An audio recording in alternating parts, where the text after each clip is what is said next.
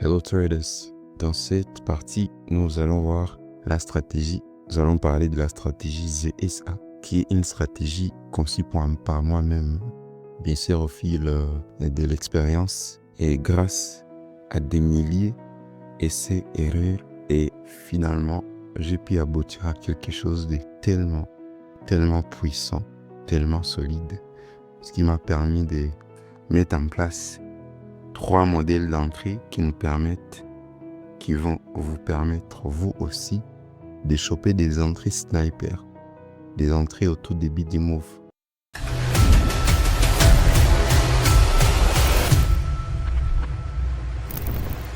Dans des leçons précédentes, je vous ai montré quelques exemples. Finalement, il faut savoir que la stratégie que j'ai pu élaborer, bien sûr, les 4 premières années de mon parcours, puisque voilà, ça a dû prendre énormément de temps. Il fallait échouer, faire des erreurs, des malades et comprendre énormément de choses. Suite à ça, maintenant, je mets en place une stratégie dont les concepts sine qua non, c'est premièrement la conception des RIM FX, qui est la conception des liquidités. Finalement, c'est la seule conception des liquidités que j'ai pu trouver la plus adéquate et la plus solide et costaud qui puisse exister. Parce que souvent, peut-être, vous avez déjà fait face à cela. Certaines personnes nous parlent de la liquidité de façon beaucoup plus complexe. On essaie de vraiment compliquer la chose et tout, mais c'est tellement simple. On part avec l'idée que on a besoin de comprendre où est l'investment, ces niveaux où on va nous inciter, soit à acheter ou soit à vendre. Et bien évidemment, après ça, il y a le bon niveau. Je vous ai dit que tantôt, on va parler de l'autre niveau important sur lequel on peut se décider. Je crois qu'on va voir ça dans cette leçon. Et le deuxième concept sine qua non à l'existence de notre stratégie ZSA, c'est l'offre et la demande, bien sûr. Supply and demand, très important. La supply ou bien la demand zone, c'est tellement important puisque on va chercher à vendre dans la supply zone. N'oubliez pas, supply, ça veut dire offrir. Et celui qui offre sur les marchés, c'est les vendeurs. Donc, on va vendre dans la supply zone. Et demand, ça veut dire demander. Celui qui demande sur les marchés, c'est l'acheteur. Voilà, super. Et en dernier lieu, on a l'autre concept important qui est les market structure shift. Et oui, on peut trader les market structure shift, donc le BOS de la structure. C'est aussi des niveaux intéressants qui produisent des réactions vraiment énormes. Donc, les market structure shift ou bien les BOS de la structure, c'est un niveau très intéressant et qui produit généralement des mouvements non négligeables sur les marches. On verra ça dans la partie pratique. Et finalement, on a un gros bonus pour vous qui êtes allés jusqu'à la fin de cette formation. Dans ces bonus, nous allons vous donner un modèle parmi nos 3 modèles des entrées sniper. Pour vous permettre bien évidemment de pouvoir profiter des connaissances que vous avez déjà emmagasinées avec les concepts développés, puisque comprendre les concepts sans pour autant maîtriser les entrées ou bien avoir une stratégie qui vous permet d'exécuter vos ordres, d'exécuter vos positions, des fois ça peut être la cata. Après, je vais vous parler d'un autre concept qu'on appelle les FOP mitigation et les FOP confiance. Vous ne savez pas ce que c'est, peut-être que vous le savez déjà, mais on va vraiment développer ça dans cette partie. Allez, c'est parti. Je vous parle de la supply et la demand, puisqu'on n'a pas vu ça.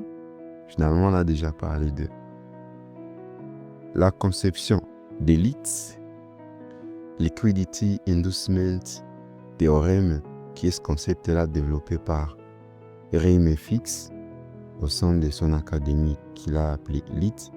Et puis on a maintenant, on va parler des supply and demand. Après, je vais vous expliquer quoi les market shift. Allez, C'est parti, je vous montre ça.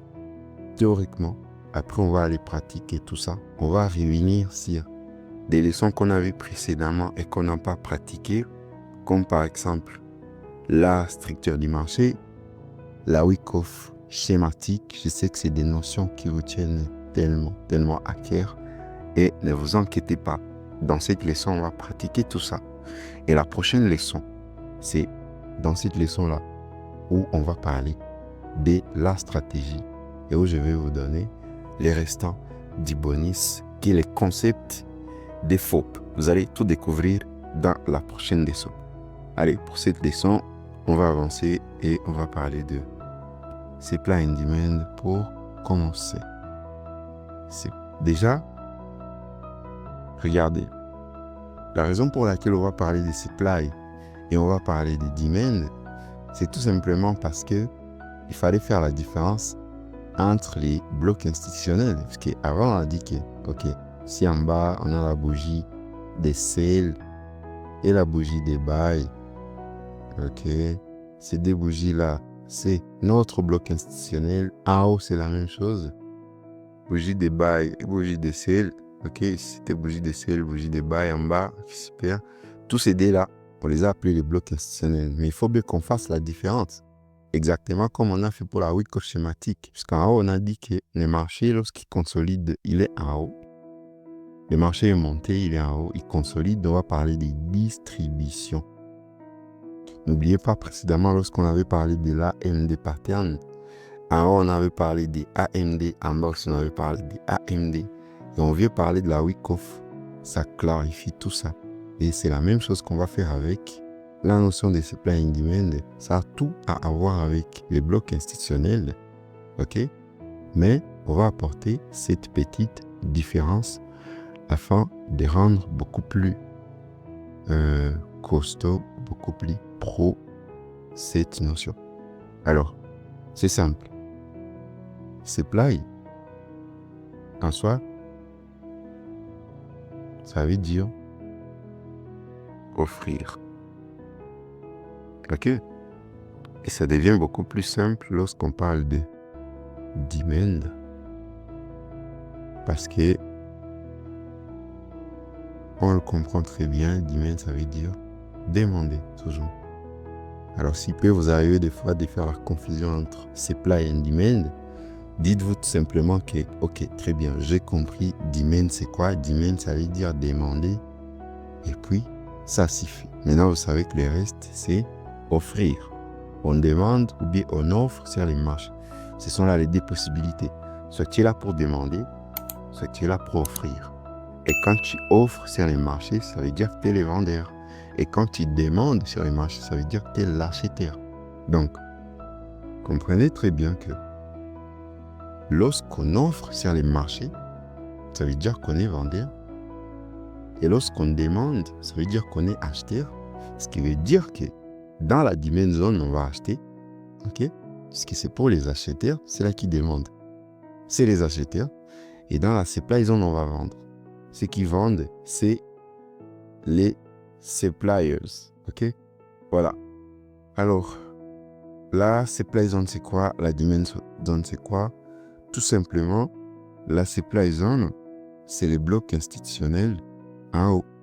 C'est les BI dans lesquels on va chercher à vendre.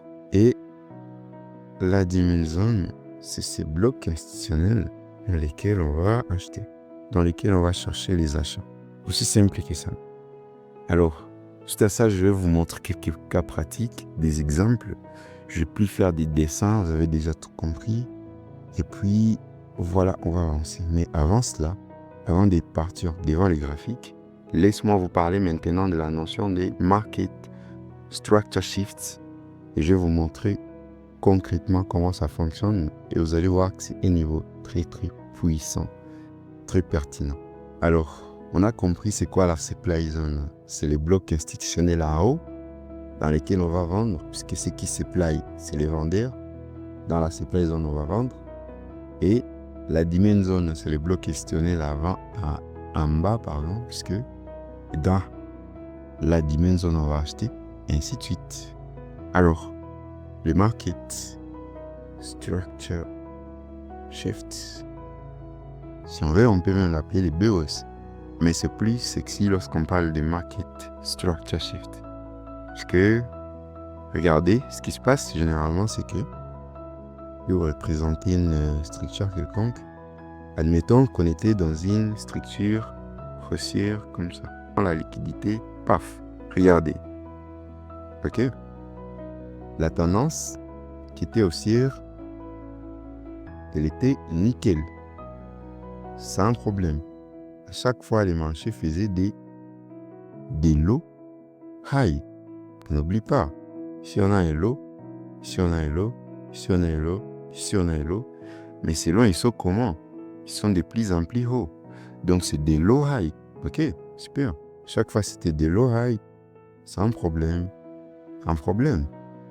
Et à partir du moment où le marché a pris la liquidité de cette consolidation, on a compris comment fonctionnent les consolidations grâce à Wyckoff. Ok, les consolidations sont des phases de manipulation. Après, peut-être il y avait ces supply zone en haut, on n'oublie pas. Il y avait peut-être ces blocs institutionnels en haut. Et le bloc institutionnel en haut, c'est ce qu'on appelle la supply zone. Voilà, super. Et puis le marché, du moment qu'il vient changer la tendance, c'est ce qu'on a appelé BOS des changements des tendances. C'est pas nouveau. C'est BOS qui s'est produit ici signifie également shift. Signifie market shift. Au fait, mettez-vous en tête que tout simplement, tout BOS, c'est un market structure shift. On a shift la structure. Shift, ça veut dire casser ou bien break. Ok? Et lorsqu'on parle de market structure shift, ça veut dire que c'est casser de la structure. Et donc, ce concept est en train de nous dire que c'est possible, tout à fait normal de trader les BOS de la structure. C'est tout à fait possible de trader les shifts de la structure. Alors, comment ça marche? En gros, le concept nous dit que à partir du moment où on a cassé un niveau important et qu'il y avait peut-être difficulté de casser avant ça, généralement, le marché il va revenir tester ce niveau-là avant de partir. On va trouver des exemples comme ça sur le marché et vous allez voir. C'est bien réel et que ça fonctionne. Donc, non seulement vous pouvez vous dire que non, ok, super. Quand le marché est venu manipuler, il a créé une nouvelle supply zone dessus. Avec le bloc institutionnel, n'oubliez pas, buy tout seul. À la base, on a une bougie dans laquelle on va acheter et une bougie dans laquelle on va vendre. Ces deux bougies-là, ensemble, c'est ce qu'on appelle le bloc institutionnel. Et quand c'est house, c'est une supply zone. Alors, non seulement on pouvait se dire que non, peut-être, le marché va retourner dans cette supply zone, mais on aurait pu aussi garder en tête que les market shift ici, il va fonctionner. À ce niveau ici, c'est ce qu'on va appeler market structure shift, comme ça. MS.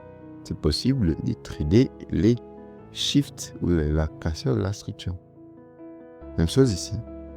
Si admettons, les marchés étaient en train de descendre, au bout d'un moment, il vient casser ce niveau qui est là, c'est fort possible qu'ils réagissent juste ici, avant de partir. Alors, dans la formation, on développe encore plus cette notion.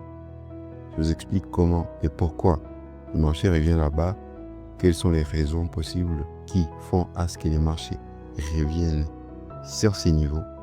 Donc, tout est clair et net. Tous les concepts qu'on développe, en tout cas qu'on se permet de développer, c'est clair et net. On s'assure que ça passe très très bien, que c'est fluide pour tout le monde. Et voilà. Donc ici, la cassure de ce niveau qui est là, les marchés peuvent potentiellement venir réagir aussi et il continue à la hausse. Tout comme il peut venir chercher la dimension qui est ici en bas, on n'oublie pas, parce que les blocs institutionnels ici en bas. Dans ces blocs-là, on va acheter. Qui achète sur le marché? C'est les demandeurs. Donc, ils vont acheter dans la dimension. On a aussi les market shift ici. On ne néglige rien. Tous ces deux-là, ça fonctionne au même pied d'égalité. Si tu le vois, tu vois un, tu vois l'autre, bah, il faut privilégier les deux. Il ne faut pas négliger les deux. au détriment de l'autre. Bah voilà. Alors, je vais vous emmener devant les graphiques pour parler de ces deux notions pour que je puisse vous montrer tout ça concrètement. Pour ça, on va aller sur quelques graphiques, que ce soit pour les indices synthétiques et pour les forex. Ok, on y est. Je vais vous trouver quelques exemples pour matérialiser tout ça. N'oubliez pas, on a dit qu'on allait pratiquer toutes ces notions qu'on n'a pas vues, notamment la structure, la Wyckoff schématique et tout. Ici, par exemple, regardez, c'est simple, c'est simple à comprendre. Quand on a parlé du BOS Trap, c'était pour que je puisse vous préparer à la Wyckoff schématique. Et cette notion de Wyckoff schématique vient en tout cas d'expliciter toutes les raisons possibles. Bien qu'il y a d'autres types de BOS Trap qu'on a peut-être pas vu. Mais voilà, le plus important, on a vu l'essentiel. Alors ici, ce niveau, c'est vrai, il se fait BOS. Et après, on va taper sur un niveau pertinent juste ici à gauche. Voilà, juste ici à gauche comme ça. Fais-toi confiance. Ce niveau, il est bel et bien là. C'est à ce niveau-là, on avait tapé. D'ailleurs, je crois que j'avais pris cette position. Alors, si on réfléchit comme des traders des structures, qu'est-ce qu'on va se dire? On va se dire que, ah ok, super. Il y avait ce niveau pertinent là à gauche. C'était un market shift. C'était un niveau de market shift. On va symboliser avec MS. Moi, je le sais, hein, c'était un market shift. Ok. Et puis, avant ce niveau, mise en place des liquidités, consolidation. Après, on va venir casser la consolidation. On fait les BOS Trap. Et ces BOS Trap, il est là pour piéger tous ces gars qui se disent que non, ok, ce niveau ici, celui qui a occasionné le BOS, du coup, je vais acheter dans cet OB qui est là. Ça ne va pas fonctionner. Nous, on sait par contre, lorsqu'on est beaucoup plus avancé, on sait que ça, c'était une construction de liquidité. Il y avait des trendlines là-bas, il y avait des résistances, tout ce que vous voulez. Et pour les plus évolués, on peut mettre en évidence les phases de cette consolidation grâce à Messier Richard Demille Wyckoff. Et donc, de ce point de vue-là, ici en haut, on a plutôt déjà BOS Trap. On a les sommets. On a ces sommets qui s'étaient créés ici. On va appeler les climax. Et ces climax avaient été créés par les acheteurs, raison pour laquelle on va l'appeler les buying climax. Évidemment, à l'interne ici, on a les ST qui viennent construire la liquidité. Tout ce qui est là-bas, vous pouvez appeler ça les ST. Il n'y a pas de problème en ça. C'est juste des tests et ça sert à construire la liquidité. Ok, super. La première prise de liquidité, elle va se produire dans la phase B. Donc, la phase A va se terminer avec les tests. Si on est dans la phase A, la phase B qui commence ici, on a la première prise de liquidité pour les cas de cette distribution. On va l'appeler l'IT. Et puis, vous voyez très bien que l'IT n'avait pas tapé sur notre zone. Ça veut dire que l'IT, forcément, c'était un enlistment, les gars. Un enlistment qui est là. C'est simple. Logique, très simple. Grâce à Rime FX. Ok? Je dis ça parce que, il y a ce mec-là, moi, il m'a ouvert les yeux. Hein. J'ai pas de honte à le dire partout. Alors, on a alors la prise de liquidité de l'IT qui est l'ITAD et qui cette fois va venir taper dans la zone. Et alors, on va avoir les renversements. Lorsqu'on veut casser ces niveaux qui est là, ou bien même ici en interne, parce que si on part en H4, il y a forcément une structure qui est visible aussi. À ce niveau là-bas, on a MBOS qui vient changer la tendance, qu'on va appeler BOS, des changements des tendances. Bien les church. Ok, n'oubliez pas ici, Ici, si on s'est baissé là-bas, si on veut voir les marchés d'un point de vue des structures, là, on a les bear straps, n'est-ce pas? Ok. Après, maintenant, ok, ok, très bien. Après, maintenant, on a les marchés qui met en place une nouvelle tendance et qui doit continuer cette tendance-là. On n'oublie pas, dans chaque tendance, il y a ce qu'on appelle les expansions. Pour les cas de cette tendance spéciale, les expansions, c'est des mouvements baissiers. Il y a aussi les corrections ou les retracements.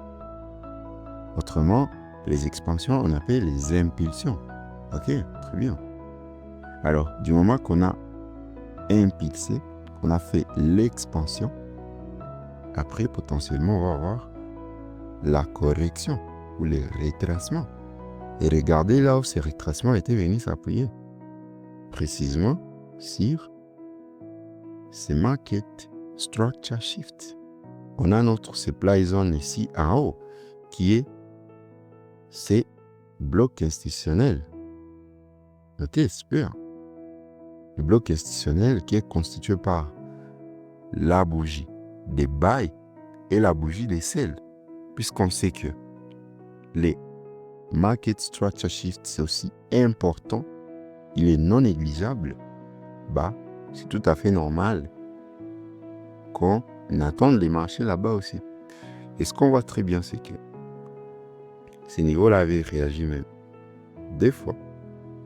Ok. Et après, lorsqu'il y avait déjà mis en place des liquidités, il fallait alors que les prix viennent chercher cette liquidité-là et qu'ils tapent maintenant dans ces supply zones. Alors, pour retourner à là où on était, on a dit que le marché fait cette expansion baissière, retracement.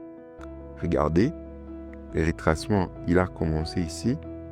Et à partir du moment où le marché va continuer la tendance baissière qui est en place, les BOS qui se trouvent ici, sur ces niveaux qui a commencé les retracements, bien sûr, c'est lui qu'on va appeler les BOS des continuations, tout ça on a vu. Ok, très bien. Alors ici, on a mis en évidence la week-off schématique. Très bien, mais on n'a pas insisté. À ce niveau, ici, on a les preliminary supply. Ok. En bas. Là où on a là les buying climax, les tests en interne, première prise de liquidité évitée et tout. Je vais vous montrer dans un autre cas de figure les cas des marchés qui avaient accumulé afin de produire un mouvement aussi. Et on va ensemble mettre en évidence les concepts. Alors ici, regardez. On a un marché qui nous avait produit cette accumulation ici. On a déjà appris les concepts. Alors ce qu'on voit déjà clairement, c'est qu'en interne, ici, on avait les tests. Conclusion. Là-bas, forcément, c'est un climax qui a été créé par qui? Par les vendeurs. On le sait déjà. Et puis, regardez très bien. On a la phase B qui commence. Et on a les tests dans la phase B qu'on va appeler les STB. On peut même les coller, ça. Après, les STB, il était venu prendre la liquidité du SC. ST, général. L'origine de cette construction de liquidité là a commencé ici. Donc, on va prendre cette liquidité qui a commencé là-bas, génial, avec les STB. Et si potentiellement la liquidité qui a été prise avec les STB, c'était pas suffisant, tout simplement la zone sur laquelle le marché devait s'appuyer était juste en bas, c'est là qu'on va faire ce qu'on appelle les STB. Dis-moi pardon, les spring. Spring là-bas. Voilà. Alors, regardez ce qu'on va faire, les gars. Je vous ai dit que je vous ai préparé ces gros bonus. Surtout pour vous qui êtes venus, qui êtes allés jusqu'à la fin de cette formation. Si vous êtes là, maintenant, ça veut dire que vous êtes ces gars-là, ou bien cette meuf-là, je ne sais pas, cette femme qui veut vraiment se battre, qui veut se démarquer. Et pour vous, j'ai préparé ces bonus dans lesquels je vais vous parler des entrées, précision, des entrées, des précisions, des entrées sniper. Et ça, je ne vais pas vraiment le donner au grand public. C'est pour ça que moi et mon équipe, on a décidé de donner ça uniquement aux membres de notre canal Telegram. Et donc, je vous laisserai les liens de notre canal dans la description de cette vidéo. Vous pourrez rejoindre le canal et vous retrouverez la suite de cette formation là-bas. Et évidemment, on a aussi mis en place un groupe de discussion là où vous allez retrouver toutes ces personnes qui ont la même vision que vous. Parce qu'on a déjà accompagné, en tout cas depuis notre parcours, plus de 200 étudiants accompagnés par moi-même. Et puis, toutes ces personnes-là, bien que certains peuvent être inactifs et tout, mais vous allez retrouver tous ces traders avec qui vous partagez pratiquement la même vision. Parce que si vous avez peut-être kiffé ce qu'on vous a transmis, la vision qu'on a essayé de vous transmettre tout au long de cette formation gratuite, ça veut dire tout simplement que vous avez compris réellement comment les marchés fonctionnent et il vous faut avoir ces personnes-là qui voient la même chose que vous et qui vous encouragent dans les processus et auprès de qui, évidemment, vous vous inspirez. Donc, je vous attends dans les canaux. N'oubliez pas de vous abonner au canal et de potentiellement rejoindre aussi les groupes de discussion. Il y a possibilité, je vous laisserai tous les liens dans la description de cette vidéo. Allez, on se retrouve de l'autre côté, les gars. À tout de suite.